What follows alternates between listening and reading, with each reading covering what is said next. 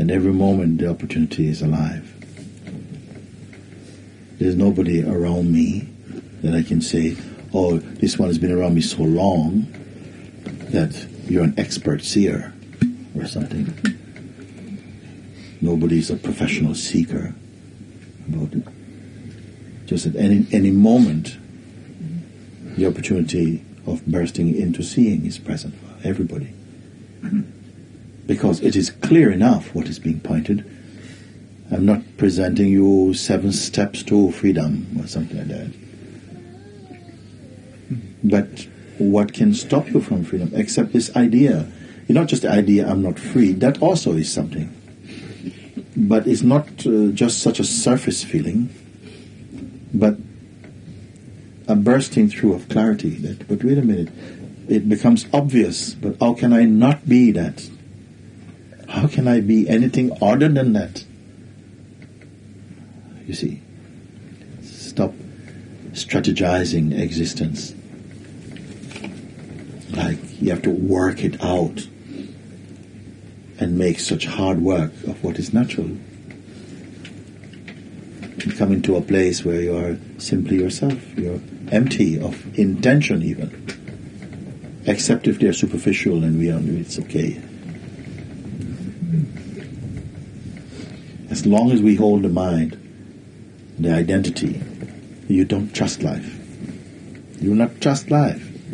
You always feel like, what if and what if? You know what it costs to live life at the level of what if?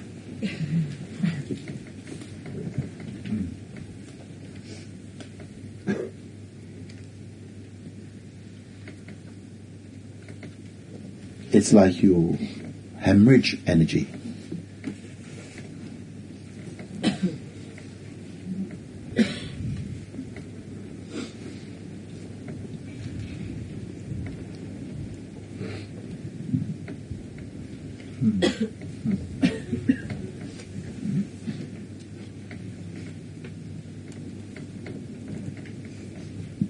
I remember the story in the Bible. It says that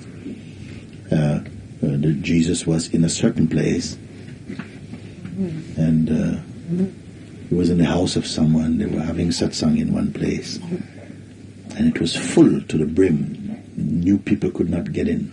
You see. Then a message came: your mother and your brothers are outside, trying to see you. And he said, "Who is my mother? Who is my brother? Who is my sister?" See? Those who hear the word of God and obey them. This one is my mother and my brother and my sister. Isn't it? Not only flesh and blood, but one who has really truth enters your heart. It is not just merely your idea or projection. It is not merely your knowledge or cleverness, but that it speaks in your heart, that one. This one is not just truthfully your brother, your sister, your mother, your family. This one is truth. You may say the embodiment of truth. It has been put in front of you that it is not merely the words about it, but the seeing through, the simplicity of being.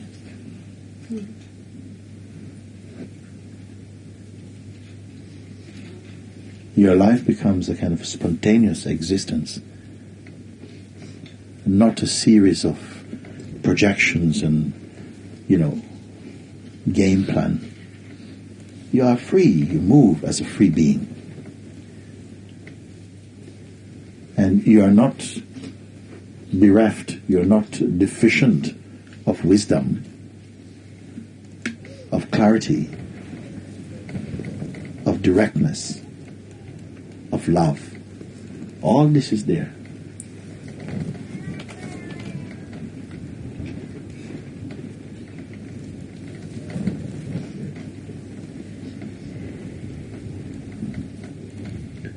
I see maybe that's some of the obstacles where the mind taking the shape of pride or shame. Maybe these two opposites. And if I did something good, some pride, something bad, some shame. No, it's not just the pride or shame, but it's the I that will feel pride or shame. You see, because pride or shame mean nothing really. You see, you have to be somebody to do this, to feel that. No? You have to be a doer of action. I did really well, so I feel proud. I did not so well, I was exposed, I feel very ashamed. It's not just the pride or the, you see, they're just the perfume or the odor that comes out of it. But what the I is, or what the I becomes to be that. You see, as long as you hold on to an idea that I am this person, and then the person is inclined towards good action, good thought, bad thought. So. But I'm jumping completely out of all of that. This is why I say you have to be like the cow that jumped over the moon. What it means, a beautiful image actually, because you say cows can't jump over the moon any more than the ego can jump out of itself in a way. We are thinking in small terms. Oh, if only I can do this, then I'll get to this point. If I can stop doing this, then I'll become better at this. But there's a seeing where the one who is trying to do all these things is just an idea. You are already that in whom the idea appears, and you are not the one who is going to be swept away by this idea. That's not a new idea, by the way. It's just a fresh seeing. But humankind seem to take it to be a very big thing to do. The utter simplicity.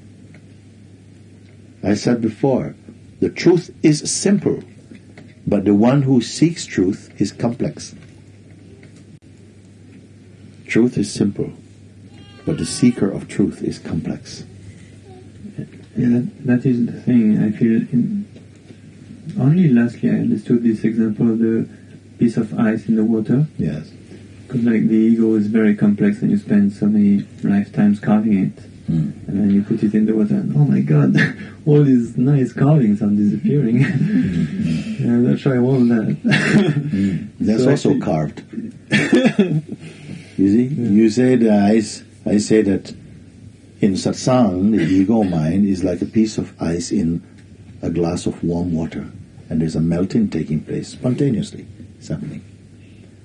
But then you say, yes, but my ice is shaped in a lovely shape. And I don't know if I want to be just vanishing, just become water. It's like this. You see?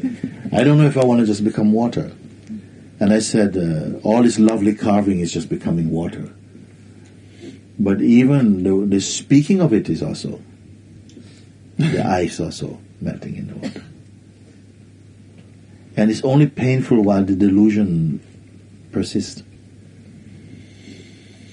This is the thing. Are we not speaking about beautiful things here? To look so deeply into the human condition. Why we suffer? You walk anywhere around the world just with eyes and not with mind and look at this world. Why would you suffer here? Huh? If we walk everywhere under the ocean, you look above the ocean, you look in the heavens, you look. Why will we suffer here? Why are we suffering here? Why suffer? This idea, I am this body, you're another body. I like you, I don't know about you, I definitely don't want you. This is the way of the mind. This leads to all the conflict, all the resistance, all the fight, all the selfishness is coming out. And how much brutality comes from this ignorance, which is just a dream, the delusion itself. No?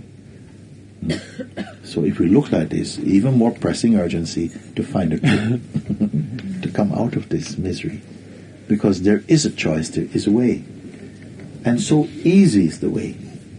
In the past, the way has been made to feel like you must climb mountains, you must sweat, you must live and die, you must die in front of others, set yourself on fire for truth. And what about do nothing for truth?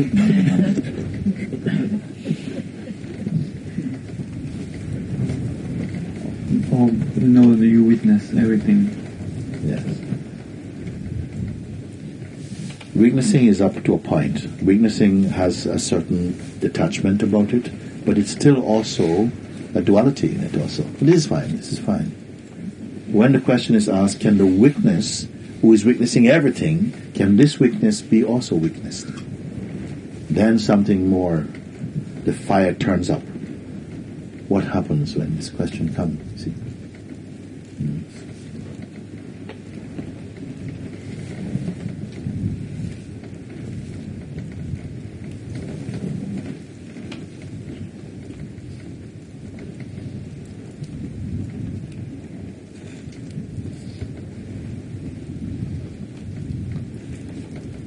What stands in the way of waking up, like we speak about? Is it really a myth? Is it a destiny of the human being to be in a state of delusion for the duration of our mortal existence or something? I said, rubbish. Why, you are free. But it has to be more than you think you are free. There has to be some sincerity in it. There has to be a willingness to break out of sleep. Something must be there. It's not simply, oh, you're free, I'm not free. No, something happens and it's like your existence becomes magical again. When it's not lived as a program.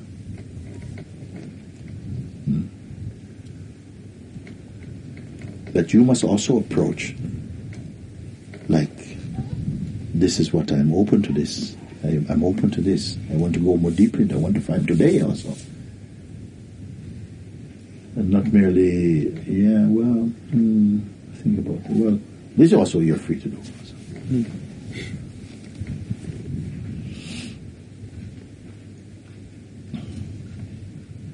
So, did you answer my first question?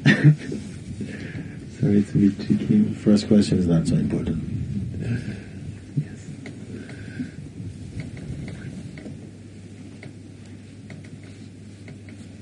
I'm sorry, I want to apologize. Sometimes my sense of humor is not in the right time or something. Yeah.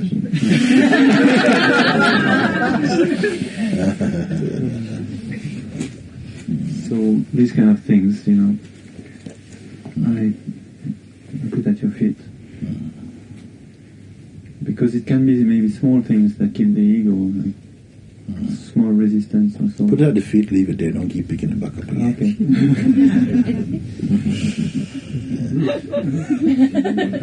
Okay.